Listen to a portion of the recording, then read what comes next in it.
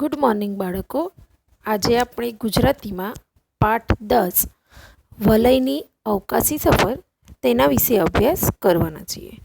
તેમનો જન્મ લેખકનું નામ છે કિશોર અંધારિયા અને તેમનો જન્મ 28/10/1961 થયો હતો. હજી તેઓ મૃત્યુ પામેલા નથી. આનો સાહિત્ય પ્રકાર છે વિજ્ઞાન કથા. હવે લેખકનો પરિચય ટૂંકમાં મેળવીએ. કિશોર કનૈયાલાલ અંધારિયાનો જન્મ ભાવનગરમાં થયો હતો. હિમખંડ, નવલકથા, મંગળ અમંગળ, લઘુ નવલ, વલયની અવકાશી સફર નામે વિજ્ઞાન કથાના પુસ્તકો આપ્યા છે. તેમને નવલકથા, લઘુ નવલ અને વિજ્ઞાન કથા જેવા. અને આ વલયની અવકાશી સફરને ગુજરાતી સાહિત્ય અકાદમીનું પ્રથમ પારિતોષિક મળેલ છે. હવે લેખકના પરિચય પછી આપણે જોઈએ કે આ પાઠની અંદર શેની વાત કરવામાં આવી છે. હવે વિજ્ઞાન કથા પરથી જ આપણને ખ્યાલ આવી જાય છે કે આમાં વિજ્ઞાન વિશેની કોઈ વાત હશે. વલય અવકાશી સફર એક રોમાંચક વિજ્ઞાન કથા છે. વિજ્ઞાન કથાનો ઉદ્દેશ ભાષાના માધ્યમ દ્વારા બાળકમાં વૈજ્ઞાનિક દ્રષ્ટિ કેળવવાનો હોય. વિજ્ઞાન કથા હોય આપણને એમ થાય કે ભાષાની અંદર આ વિજ્ઞાન વિષયને શું કરવા લાવ્યા, પણ એનો મુખ્ય હેતુ એવો હોય કે ભાષાના માધ્યમ દ્વારા બાળકમાં વૈજ્ઞાનિક દ્રષ્ટિ કેળવાય. આ કથામાં કિશોરો કેવી રીતે અનુભવોનું વિજ્ઞાન કામ લગાડે છે એનું સુંદર વર્ણન કર્યું છે. આ કથામાં કિશોરો એટલે તમારા જેવા બાળકો હોય તે પોતાના અનુભવનું વિજ્ઞાન જે કામે લગાડે છે તેનું સરસ મજાનું વર્ણન કર્યું છે. અહીં કેટલાક અવકાશ વિજ્ઞાનને લગતા પારિભાષિક શબ્દોનો પણ આપણને પરિચય મળે છે. હવે વિગતે ચર્ચા કરીએ. શાળાઓમાં ઉનાળુ વેકેશન પડી ગયું હતું. મે મહિનાની કાજળઘેરી રાત હતી. હવે આપણને ખબર છે કે મે મહિનામાં શું હોય, ઉનાળુ વેકેશન. તો ઉનાળુ વેકેશન પડી ગયું અને મે મહિનામાં કાજળઘેરી એટલે કે કાળી મેસ જેવી શું હતી, રાત હતી. વિસ્મય અને વિરાટ અત્યારે વલયની અગાસીમાં હતા. વિસ્મય, વિરાટ અને વલય એ ત્રણ કિશોરોના નામ છે અને એ ત્રણેય બી કેવા હતા, પાકા ભાઈબંધ. અભ્યાસમાં પણ હોશિયાર હતા અને વિજ્ઞાનમાં એ ત્રણેય મિત્રોને ખૂબ જ રસ હતો. ત્રણેય ઉનાળાના વેકેશનમાં આજની જેમ જ ઘણીવાર વલયની અગાસીમાં સાથે સૂતા. ઉનાળુ વેકેશન પડે એટલે આ ત્રણેય મિત્રો આ વલયની જે અગાસી હોય છત ઉપર એ જોડે સૂતા. રાતના લગભગ 12:30 થયા હતા. આજે જે પ્રસંગની વાત કરી છે તેમાં લગભગ 12:30 થયા હતા. વલયને ઊંઘ આવતી હતી પણ પેલા બંનેને નહોતી આવતી. વલયને તો ઊંઘ આવતી હતી પણ પેલા બંને એટલે કોણ, વિસ્મય અને વિરાટ, બંનેને ઊંઘ નહોતી આવતી. તેઓ પથારીમાં પડ્યા વાતો કરી રહ્યા હતા. તેઓ શું કરતા હતા, પથારીમાં પડ્યા વાતો કરતા. ત્યાં જ વિસ્મયનું ધ્યાન આકાશમાં પ્રકાશિત એક લાલ ટપકા તરફ ગયું. હવે એટલામાં જ આ વિસ્મય હતું એનું ધ્યાન ક્યાં ગયું, આકાશમાં પ્રકાશિત એક લાલ ટપકા ઉપર ગયું જે નીચે તરફ આવી રહ્યું હતું. અને એ લાલ ટપકું હતું એ આકાશથી ક્યાં આવી રહ્યું હતું, નીચે તરફ. તેણે બંનેને હાથથી ઈશારો કરી ત્યાં જોવા કહ્યું અને તેના બંને મિત્રો કોણ, વિરાટ અને વલયને કીધું ઈશારો કરીને. વલય બોલી ઉઠ્યો, અરે આ વગર દિવાળીએ રોકેટ કોણે ફોડ્યું વળી? વલય બોલ્યો એમ કે આ તો વગર દિવાળીએ આ રોકેટ કોણે ફોડ્યું હશે? પરંતુ તેઓની દારૂખાનાના રોકેટ હોવા વિશેની માન્યતા ધીરે ધીરે ભાંગવા લાગી. પહેલાં એમને એમ હતું કે દારૂખાનામાં આપણે ફટાકડા ફોડીએ એમાં રોકેટ હોય ને એ, પણ ધીરે ધીરે એમની આ જે માન્યતા હતી, ધારણા હતી, તે શું થવા લાગી, ભાગવા માંડી. ટપકું મોટું થવા લાગ્યું અને એ ટપકું હતું એ ધીરે ધીરે કેવું થતું હતું, મોટું. જેમ જેમ નજીક આવતું ગયું તેમ તેમ તેનો રાતા રંગનો લાલ રંગનો જે પ્રકાશ હતો એ પણ વધુ લાગવા માંડ્યો. જેમ જેમ નીચે આવતું ગયું તેમ મોટો ગયો અને એમનો પ્રકાશ પણ વધવા લાગ્યો. એની આસપાસ આકાશનો વિસ્તાર ઝળહળી ઉઠ્યો. તેના પ્રકાશથી એની આસપાસ જે આકાશનો વિસ્તાર હતો એ પણ ઝળહળી ઉઠ્યો. આ ચમકતો પદાર્થ જમીનથી નજીક પહોંચી ગયો અને જોતજોતામાં તો આ જે ચમકતો એક પદાર્થ હતો એ તો જમીનથી નજીક આવી ગયો. વલયના ઘરની પાછળના ભાગે મોટું મેદાન હતું. આ જે વલયના ઘરે આ લોકો સૂતા એની પાછળ એક મોટું મેદાન હતું, જ્યાં દિવસે તેઓ શું કરતા હતા? ક્રિકેટ રમતા હતા એ મેદાનમાં. એ લાલ રંગધારી પ્રકાશિત આકાર ધીરે ધીરે આ મેદાન પર ઉતરી ગયો. જોવાનું એ હતું કે એનો કોઈ અવાજ નહોતો. આવ્યો પણ એનો કોઈ અવાજ નહોતો જરા પણ. રાત્રિની નીરવ શાંતિમાં આ વિચિત્ર ઘટના જોઈ તેઓ અચંબામાં પડી ગયા. હવે રાતના તો એકદમ, અને એ પણ 12:30 પછીનો સમય હતો એટલે એકદમ શાંતિ હોય, તો આ ઘટનાને જોઈને તેઓ અચંબામાં પડી ગયા, એટલે કે થોડા આશ્ચર્યજનક થઈ ગયા. એનો રાતો પ્રકાશ અગાસીમાં એમના સુધી પહોંચતો હતો અને એમનો જે રાતો પ્રકાશ હતો એ આખો અગાસીમાં પણ પહોંચતા હતા. એ અજ્ઞાત ડરથી એવો ક્ષણવાર એકબીજા સાથે કંઈ બોલી ન શક્યા, કારણ કે એ પણ નાના બાળકો હતા, બહુ મોટા નહોતા, એટલે થોડા ડર્યા, એટલે એકબીજાને કંઈ બોલી શક્યા નહીં. આખરે વિરાટ ધીમા ભયભીત અવાજે બોલ્યો, આ આવું મોટું પ્રકાશિત ઘોડા જેવું શું હશે ને અત્યારે વળી અહીં? એટલામાં ધીમે રહીને મહેનત કરીને આ જે વિરાટ હતો તે બોલ્યો, કેમ કે આ પ્રકાશિત ઘોડા જેવું શું હશે અને એ પણ પાછું અત્યારે? વિસ્મયે તેનો હાથમાં લઈને કહ્યું, ગભરાતો નહીં, મારું અનુમાન છે આ કોઈ બીજા ગ્રહનું યાન લાગે છે. વિસ્મયે તેનો હાથમાં હાથ લીધો અને કહ્યું, કેમ કે તું ગભરાઈશ નહીં, મારું તો અનુમાન એવું કહે છે કે આ બીજા કોઈ ગ્રહનું શું લાગે છે? કોઈ યાન લાગે છે.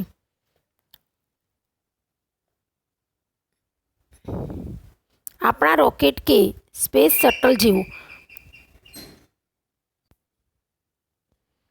સ્પેસ શટલ એટલે કે અંડાકાર અવકાશયાન, પરંતુ એથી એટલા ઘણું વધુ આધુનિક હતું. વલયે બીજો વિચાર આપ્યો, હું નીચે જઈ મારા મમ્મી પપ્પા અને કાકાને જગાડું. પછી વલય બોલ્યો એમ કે હું નીચે જાઉં અને મારા મમ્મી પપ્પા કાકાને બધાને જગાડું. વિરાટે તેને અટકાવીને કહ્યું, એવું તો ન જ કરાય, કારણ મોટાઓ આપણે માનીએ તેટલા નીડર નથી હોતા. બીજું એ ડરના મારે આપણને કંઈ કરતા અટકાવશે. વિરાટે એમને અટકાવીને કહ્યું, કેમ કે આવું તો જરાય ના કરતો, કારણ કે મોટા માણસો આપણે માનીએ એટલા શું કે બહાદુર નથી હોતા, એટલે ઘણીવાર ડરને મારે આપણને પણ કશું કરવા નહીં દે ને આપણને અટકાવી દેશે. એકબીજાના હાથ પકડી તેઓ અગાસી પરની બહારના દાદરથી નીચે ઉતર્યા.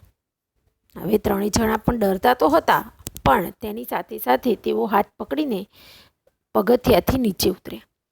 ત્રણેયના મનમાં થોડો ભય હતો, ત્રણેયના મનમાં ડર હતો અને સાથે ઘણી બધી જિજ્ઞાસા એટલે કુતૂહલ, કંઈક જાણવાની ઈચ્છા એ પણ હતી. ધીમા પણ મક્કમ પગલે તે આગળ ચાલ્યા. એમના પગલાં ધીમા હતા પણ કેવા હતા? મક્કમ, અડગ હતા. તેવા પગલે તેઓ આગળ. રાતા રંગથી ઝળહળા આ રચના પાસે પહોંચ્યા ને ધ્યાનથી જોયું. રાતા રંગથી ઝળહળતા આ જે રચના હતી ટપકા જેવું, તેના પાસે પહોંચ્યા અને એને ધ્યાનથી જોવા લાગ્યા. તેનો આકાર લંબગોળ ઈંડા જેવો હતો. આ જે લાલ ટપકું હતું તેનો આકાર કેવો હતો? લંબગોળ ઈંડું હોય ને એના જેવું. હા, અને પાછી આસપાસ તેની વિચિત્ર વાસ આવતી હતી, જેનું વર્ણન કરી શકાય નહીં તેવી.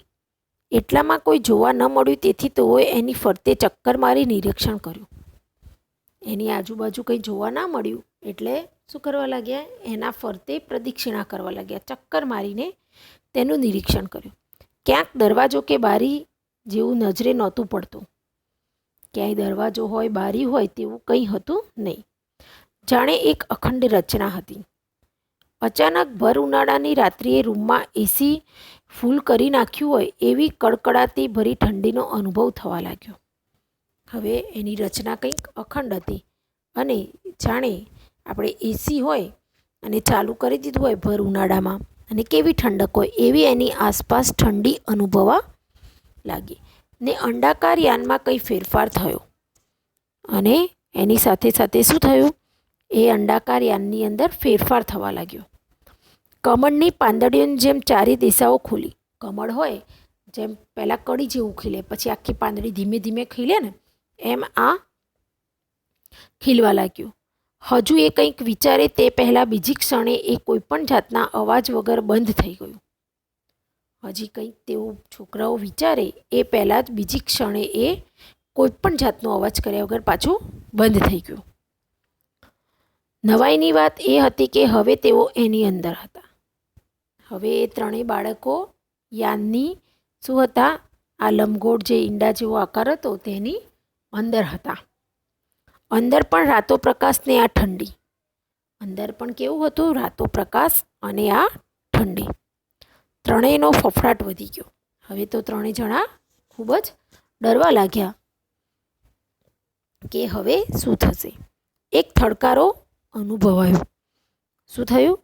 એક થડકારો એટલે કે ભય અને ડર અનુભવાય. તેમણે એકબીજાના સામે જોયું. મનોમન સમજી ગયા કે હવે આ યાને જમીન પરથી ઊંચકાઈને પોતાનો પ્રવાસ ચાલુ કર્યો. હવે એ લોકોને યાનમાં બેસાડી દીધા એટલે આ યાને શું કરી દીધું છે કે એને ઊંચકીને જમીન પરથી પોતાનો પ્રવાસ જે અવકાશમાં હતો ત્યાં ચાલુ કરી લીધો છે. પોતાનું ઘર, પોતાનું ગામ, પોતાનું રાજ્ય, દેશ, ખંડ અને પૃથ્વી સઘળાથી તેઓ દૂર જઈ રહ્યા હતા. હવે આ બાળકો શું ઘર, ગામ, રાજ્ય, દેશ, ખંડ, પૃથ્વી બધાથી શું થઈ ગયા હતા? દૂર થઈ ગયા હતા. થોડો વાઇબ્રેશન સિવાય કશો અવાજ નહોતો. વાઇબ્રેશન એટલે કે ધ્રુજારી આવે એના સિવાય બીજો કોઈ અવાજ નહોતો. બહાર કંઈ જોઈ શકાય એવી વ્યવસ્થા પણ નહોતી. યાનમાં બેસી ગયા પછી આપણે બહાર જોઈએ તેવી કોઈ વ્યવસ્થા નથી. જાણે લાલ અંડાકાર જેલ, જાણે જેલમાં પૂરાયા હોય તેવું લાગતું, લાલ કલરની. ત્રણેય એટલું તો સમજી ગયા હતા કે આ કોઈ પરગ્રહવાસીનું સ્વયં સંચાલિત યાન છે. આ ત્રણેય બાળકો એવું સમજી ગયા હતા કે પરગ્રહ એટલે કે બીજા ગ્રહનું સ્વયં સંચાલિત એટલે કે આપોઆપ ચાલે તેવું યાન છે. અને આ યાનના તેઓ હવે શું બની ગયા છે? કેદી બની ગયા છે. એટલું આ ત્રણેય જણા સમજી ગયા હતા.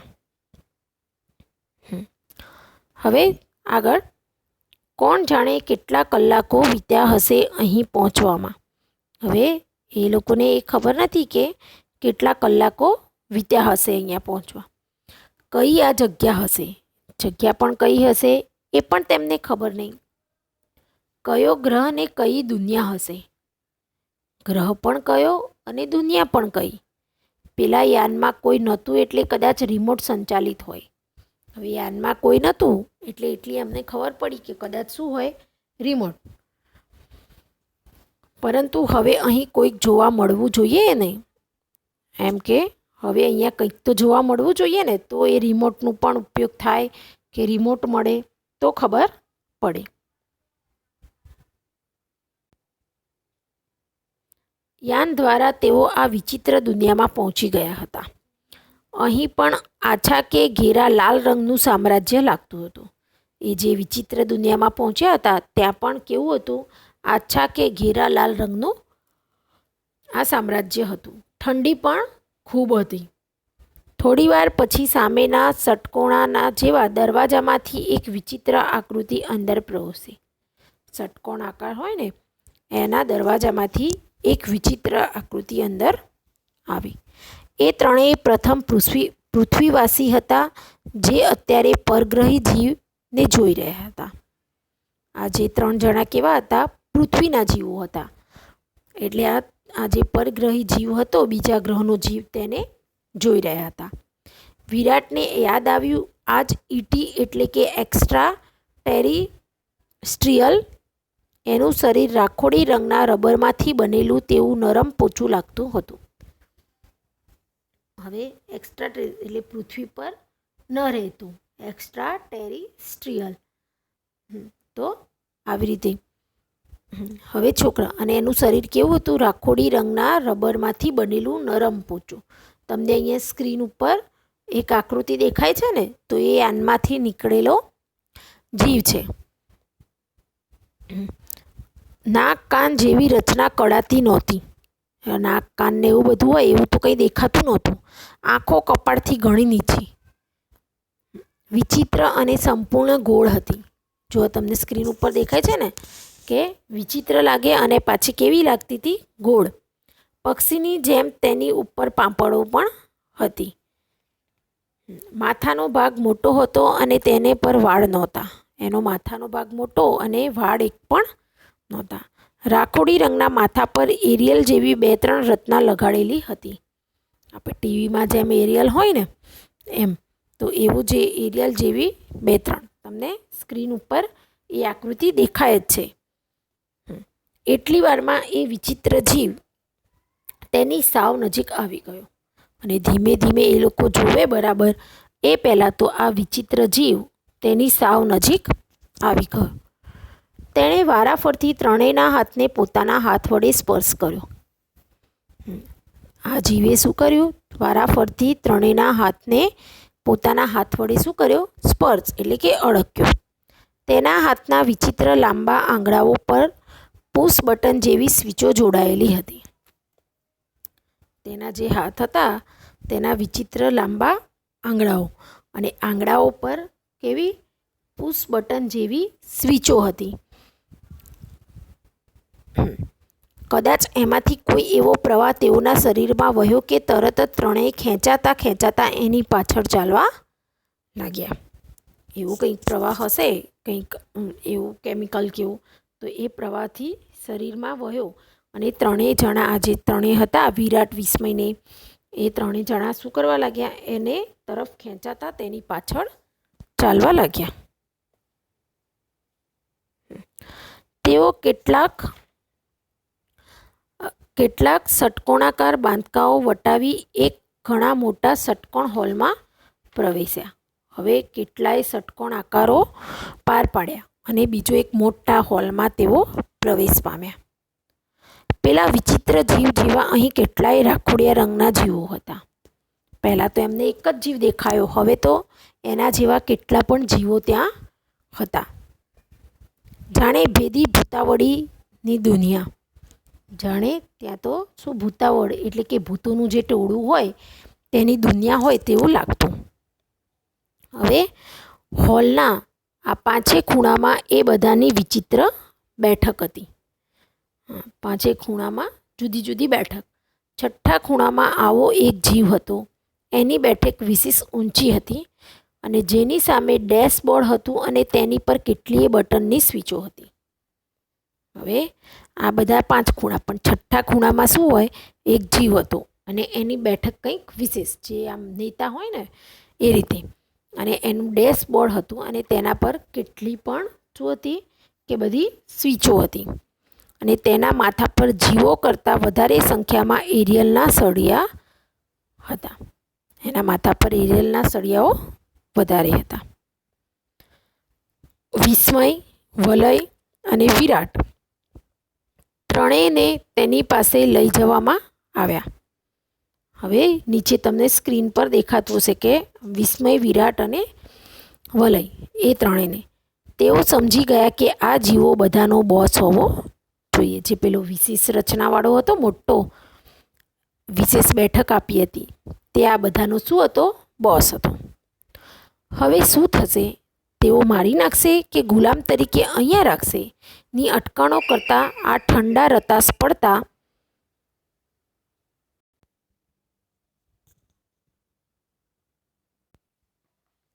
ત્રણેયના શરીરમાં ભયનું લખલખું પસાર થઈ રહ્યું.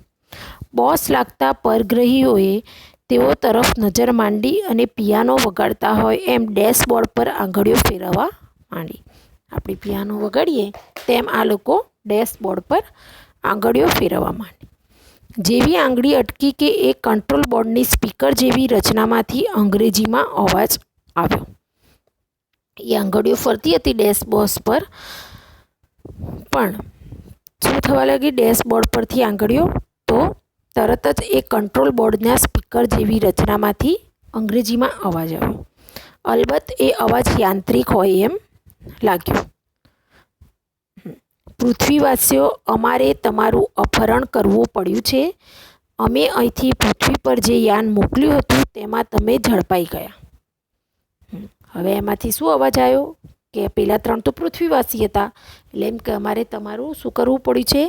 અપહરણ, તમને કિડનેપ કરવા પડ્યા છે. અમે જે પૃથ્વી પર યાન મોકલ્યું હતું એમાં અમે ઝડપાઈ ગયા છીએ. ફરી પાછી પેલાએ આંગળીઓ ફેરવી. વિસ્મય અને વલય સમજી ગયા આ એક એવી યાંત્રિક રચના લાગતી હતી કે જે દુભાષિયાનું કામ કરતી હતી. દુભાષિયા એટલે એક ભાષામાં કહેલી વાત બીજાની ભાષામાં કહેવું. તો કામ કરતી. તેનું ભાષાનું અંગ્રેજીમાં રૂપાંતર કરી સંભળાવતી હતી. તે લોકો પોતાની જે ભાષા હોય એ આપણે જાણી ના શકીએ, એટલે આ જે યંત્ર હતું તે આ લોકો અંગ્રેજીની ભાષામાં રૂપાંતર કરીને કહેતી હતી. આગળ સંભળાયું, તમે અત્યારે સૂર્યમાળાના 6થા ગ્રહ શનિના ઉપગ્રહો પૈકીના ટિટાન નામના ચંદ્ર પર છો. હવે એમને શું સંભળાયું કે તમે અત્યારે ક્યાં છો? સૂર્યમાળાના 6થા ગ્રહ શનિનો ઉપગ્રહ પૈકી ટિટાન નામના ચંદ્ર પર છો. અહીં માત્ર મારું સામ્રાજ્ય ચાલે છે. એ શું કહેવા લાગ્યો કે અહીંયા તો મારું જ સામ્રાજ્ય, તમારા કરતાં અમારી આ નાનકડી દુનિયા ઘણી આગળ છે. પાછું શું કે તમારી જે દુનિયા છે એના કરતાં અમારી આ જે દુનિયા છે તે ખૂબ આગળ છે. વલયને વિચાર આવ્યો ને મનમાં અંગ્રેજીમાં વાક્ય ગોઠવ્યો. પછી બોલ્યો, પણ અહીં માત્ર રાતો પ્રકાશ છે એમ કેમ? હવે વલયને એની વાતો પરથી વિચાર આવ્યો, કારણ કે આ વલય, વિરાટ અને વિસ્મય હતા એ કેવા હતા? હોશિયાર હતા અને વિજ્ઞાનના રસિયા હતા. તો પૂછવા લાગ્યા કે રાતો જ પ્રકાશ કેમ છે? થોડી વારમાં તેમાંથી વિચિત્ર યાંત્રિક અવાજ આવ્યો. પેલો જે યાંત્રિકમાંથી જે અવાજ આવતો હતો ને તે ફરી આવ્યો. પછી બોસનો ઉત્તર સંભળાયો. શનિના ગ્રહ ફરતા વલયો છે એ તો તમે પૃથ્વીવાસી પણ જાણતા હશો. બોસે શું ઉત્તર આપ્યો કે શનિ ગ્રહ પર ફરતા શું છે? વલયો છે. એ વાત તો એમ કે તમે બધા પૃથ્વીવાસી પણ જાણો જ છો. એમાંના 2 વલયોમાંથી સૂર્યપ્રકાશ પરાવર્તન અને વક્રીભવન પામી એવી રીતે અમારી આ દુનિયા પર આવે છે કે માત્ર મોટી તરંગ લંબાઈ ધરાવતો લાલ રંગ જ અહીં પહોંચે. હવે શું કહેવા લાગ્યા કે એમાંના 2 વલયો જે સૂર્યપ્રકાશ પરાવર્તન અને વક્રીભવન જે પામે છે એના પરથી જ આ દુનિયા પર આવે છે, પણ માત્ર તરંગ લંબાઈ ધરાવતો આ લાલ રંગ જ અહીં પહોંચે છે. અમારે મન તો આ જ પ્રકાશ, એવું આ બોસે કીધું. બીજો પ્રકાશ ક્યારેય જોયો નથી અને અમે તેને સહી શકીએ કે કેમ એ પણ ખબર નથી. હવે એ લોકો શું કહેવા લાગ્યા કે બીજો પ્રકાશ અમે જોયો પણ નથી, અને માનો કદાચ બીજો પ્રકાશ આવી જાય તો અમે એ સહી શકીએ, સહન કરી શકીએ કે નહીં એ પણ અમને ખબર નથી. બીજી વાત, તમને અને તમારા જેવા બીજા માનવોના અપહરણ કરી અમે તમારા ગ્રહ પર એ જાસા ચિઠ્ઠી મોકલવા માંગીએ છીએ કે આખી પૃથ્વી પર જેટલો યુરેનિયમ ધાતુનો જથ્થો છે એ અમને આપી દો. પહેલી વાત તો એમને પ્રકાશવાળીને એ સમજાય. પછી એમને શું કીધું? બીજી વાત, અમે તો શું કરવા માંગીએ છીએ? તમારા જેવા બીજા માનવોનું પણ કિડનેપ કરવા માંગીએ છીએ, અને તમારા ગ્રહ પર કિડનેપ કરીને જાસા ચિઠ્ઠી એટલે કંઈક માંગણી અંગેની ધમકી ભરી ચિઠ્ઠી એ મોકલ્યા માંગે છે. અને આખી દુનિયા પર એક યુરેનિયમ ધાતુનો જથ્થો છે, એટલે કે એક મૂળ ધાતુ. તો એ ધાતુનો જથ્થો જે બધું છે તે અમને આપી દો. કોણ કહે છે? આ બોસ કહે છે. અમારું એ મુખ્ય બળતણ છે. એ અમારું શું છે? અહીંનું મુખ્ય બળતણ છે. અને અહીંની જમીનમાંથી એ મળતું નથી. અને આ જે યુરેનિયમ છે એ આ તો ક્યાં હતું? ચંદ્ર પર હતા ને, ટિટાન પર. એટલે એમ કે એ અહીંયા મળતું નથી. ધારો કે એમ ન કરવામાં આવે તો? વિરાટે પ્રશ્ન કર્યો. હવે વિરાટે પ્રશ્ન કર્યો કે જો અમે આમ ના કરીએ તો તમે શું કરો? હા, તો અમે પૃથ્વી પરની સમગ્ર માનવજાતનું નિકંદન કાઢી નાખીશું. હવે એને શું કીધું કે અમે તો આખી જાતિનું શું કરીશું? નિકંદન, એટલે કે આખી પૃથ્વીને અમે જળમૂળમાંથી નાશ કરી નાખીશું. હવે તો ત્રણેય ફફડી ઉઠ્યા. આવી બધી વાતો સાંભળી એટલે એ લોકો ડરી ગયા. વલયે ઈશારો કરી વિસ્મય અને વિરાટને વધુ નજીક બોલાવ્યા. હવે વલયે આ બધી વાત સાંભળી એટલે વલયે શું કર્યું? વિસ્મય અને આ જે વિરાટ છે તેને પોતાને વધુ નજીક બોલાવ્યા. કાનમાં કહ્યું. બંનેને તેવો આઈડિયા ખૂબ ગમી ગયો. કાનમાં એક વાત કરીને એક આઈડિયા આપ્યો હતો, યુક્તિ આપી, તો એમને ખૂબ ગમી ગયું. વલય અગાસીમાં રાતે સૂતી વખતે હંમેશા પોતાની પાસે ટોર્ચ રાખતો હતો. આ જે વલય હતો તે રાતના અગાસીમાં સૂતો ત્યારે શું કરતો? પોતાની સાથે ટોર્ચ, એટલે કે બેટરી હોય ને, એ રાખતો. એ બેટરી યાનમાં જતી વખતે માંડ માંડ પોતાના ખિસ્સામાં સંતાડી રાખી હતી. હવે એ બેટરી આ યાનમાં ઝડપાઈ ગયા ત્યારે પોતાના ખિસ્સામાં હતી. તરત તેણે એ કાઢી અને ઓન કરી. તેનો સફેદ પ્રકાશિત શેડો પેલા બોસ પર નાખ્યો. હવે એ લોકોએ શું કીધું હતું આગળ? કે અમે બીજો કોઈ પ્રકાશ, રાતા પ્રકાશ સિવાય બીજો કોઈ પ્રકાશ કદાચ સહન કરી શકીએ નહીં. એ ખબર નથી. એટલે આનો પ્રકાશ તો કેવો નીકળતો હતો? ભૂરા રંગનો સફેદ પ્રકાશ નીકળ્યો. એટલે બોસ ઉપર એનો શેડો, લીસોટો નાખ્યો. તેના માટે લાલ રંગ સિવાયની તરંગ લંબાઈનો પ્રકાશ સહન થઈ શકે તેમ નહોતો. જો એક સામાન્ય ટોર્ચ અહીં શક્તિશાળી શસ્ત્ર પુરવાર થઈ. હવે આમ તો ટોર્ચ આપણને એમ થઈ સામાન્ય ટોર્ચ શું કામ કરશે, પણ અહીંયા તો એમના જોડે એ જ શસ્ત્ર બની ગયું. અને એ પણ કેવું શસ્ત્ર બન્યું? શક્તિશાળી શસ્ત્ર બન્યું. તેઓ રબરીઓ રાખોડી દે આ રાતા રંગના પ્રકાશમાં જ વિકાસ પામ્યો હતો. આ જે રબરીઓ, આ જે યાનમાં જે માણસો હતા ને એમના, એ રબરના હતા અને રાખોડી શરીર તેમનું રાખોડી રંગનું. તો આ રાતા રંગના પ્રકાશમાં જ વિકાસ પામ્યો હતો. તરત એને આ સફેદ પ્રકાશથી બળતરા થવા લાગી. હવે આ જેવો સફેદ પ્રકાશ તેના પર પડ્યો તેવી જ તેના શરીરમાં શું થવા લાગી? બળતરા. એના દેહમાંથી યાંત્રિક અવાજો આવવા લાગ્યા. હવે તેના દેહમાંથી, એટલે કે શરીરમાંથી શું થવા લાગ્યું? કે જુદા જુદા અવાજો આવવા લાગ્યા. અને એનું રબરિયું પોચું શરીર ઓગળવા લાગ્યું. આ પ્રકાશથી એનું જે રબરનું પોચું શરીર હતું એ ઓગળવા લાગ્યું. હવે ત્રણેયના જીવમાં જીવ આવ્યો. ત્યાં સુધી આ વિચિત્ર જીવોમાં મોટી ભાગદોડ મચી ગઈ. આ ત્રણેયના જીવમાં જીવ આવ્યો એટલે કે જાણે કે ભયથી દૂર થતાં, જાણે સ્વસ્થ થતા હોય તેવું લાગ્યું. અને ત્યાં સુધી તો આ બધા વિચિત્ર જીવો હતા એ બધા શું કરવા લાગ્યા? ભાગદોડ કરવા લાગ્યા. બોસના તો ત્યાં જ રામ રમી ગયા, એટલે કે એમના બોસ શું થઈ ગયા? ત્યાં મૃત્યુ પામી ગયા. ક્ષણવારમાં બાજી આ ત્રણેય મિત્રોના હાથમાં આવી ગઈ. એક જ મિનિટમાં હવે બાજી કોના હાથમાં આવી ગઈ? આ ત્રણેય મિત્રો હતા વલયને એમના. તેમણે અંગ્રેજીમાં કંટ્રોલ બોર્ડના માધ્યમ વડે તે જીવોને ધમકી આપી.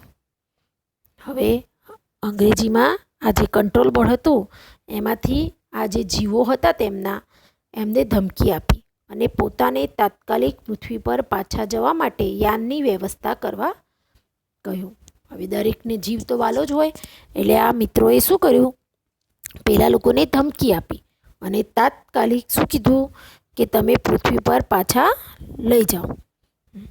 ખૂબ જ ભયભીત થયેલા ઉપગ્રહવાસીઓએ તરત જ તેમને યાનમાં બેસાડી દીધા અને યાન પૃથ્વી સુધી પહોંચે એ માટે પ્રોગ્રામ્ડ કરી દીધો.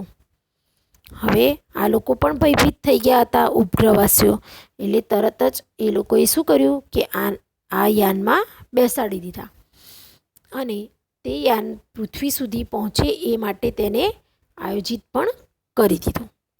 ત્રણેય લાલ રંગી આ દુનિયાને અલવિદા કરી. જ્યારે યાનમાં બેસ્યા ત્યારે આ ત્રણેય જણાએ આ લાલ રંગની જે દુનિયા હતી ટિટાનની, એને અલવિદા કરી દીધું. વલયે પોતાની બેટરી ફરી હાથમાં લીધી અને વલયે શું કર્યું, પોતાની જે બેટરી હતી એને ફરી હાથમાં લીધી અને અગાસીમાં સૂતેલા વલયને એના મમ્મી ઢંઢોળતા હતા. વલયને એના મમ્મી શું કરતા હતા, આપણે સૂઈ ગયા હોય ઉઠાડીએ તો આમ ઢંઢોળતા. ઉઠને, જો કેટલો દિવસ ચડી ગયો છે. એની મમ્મી કીધું એમ કે ઉઠ ભાઈ, હવે કેટલો દિવસ ચડ્યો છે, સવાર પડી ગઈ એમ. તારા બે ભાઈબંધ ક્યારનાય ઉઠીને એના ઘેર ચાલ્યા ગયા એમ, તું તો હજી સૂતો છે. પણ તારા બંને મિત્રો જે હતા તે ક્યારનાય ઉઠીને એના ઘેર ચાલ્યા ગયા. ને આમ બેબાકડો થઈ બેટરીને હાથમાં લઈને શું કરે છે? બેબાકડો એટલે કે આકુળ વ્યાકુળ, ગભરાયેલો, એમ કે આ બેટરીને હાથમાં લઈને તું શું કરે છે?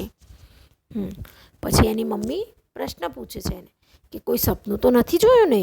મીન્સ એ પણ આમ આશ્ચર્યમાં કે ભાઈ એમ કે તે કંઈ સપનું જોયું એવી રીતે. તો આમ આ સરસ મજાની તેમની આ અવકાશની સફર હતી, વલયની, વિસ્મયની અને વિરાટની. અને એ સફરમાં બી પહેલાં તો તેઓ ગભરાઈ ગયા, પણ પછી એક બેટરી જેવા શસ્ત્રથી સરસ મજાનો પોતાનો જીવ બચાવીને પાછા પોતાની પૃથ્વી પર આવી ગયા. હવે મિત્રો આની ભાષા સજ્જતા જોઈએ. અહીંયા કેટલાક વાક્યો છે, 4 વાક્યો આપેલા છે. પહેલું વાક્ય છે, પહેલું સુખ તે જાતે નર્યા. બીજું વાક્ય, 10મા વિદ્યાર્થી તરીકે શિક્ષકે એને ઇન્સ્પેક્ટર આગળ ઊભો કર્યો. નીચ બીજા નંબરે પાસ થયો. દોડ સ્પર્ધામાં તેનો 3જો નંબર આવ્યો. હવે આ 4 વાક્યોમાં મિત્રો તમને લાઇનની અંદર કોઈ શબ્દ ડાર્ક કાળા અક્ષરે લખેલો દેખાય છે. હવે આ ઉપરના વાક્યોમાં પહેલું, 10મું, બીજું અને ત્રીજું એ શું છે? વિશેષણનો ક્રમ દર્શાવે છે. વિશેષણ તો છે જ, પણ શું દર્શાવે છે? તેનો ક્રમ દર્શાવે છે. અને ક્રમ દર્શાવતા જે વિશેષણ છે તેને ક્રમવાચક વિશેષણ તરીકે ઓળખવામાં આવે છે. ફરી એકવાર, ઉપરના વાક્યોમાં પહેલું, 10મું, બીજા, ત્રીજો એટલે આવા કોઈ પણ ક્રમ બતાવતું હોય તો એ ક્રમ દર્શાવતા જે વિશેષણ છે તેને ક્રમવાચક વિશેષણ કહેવામાં આવે છે.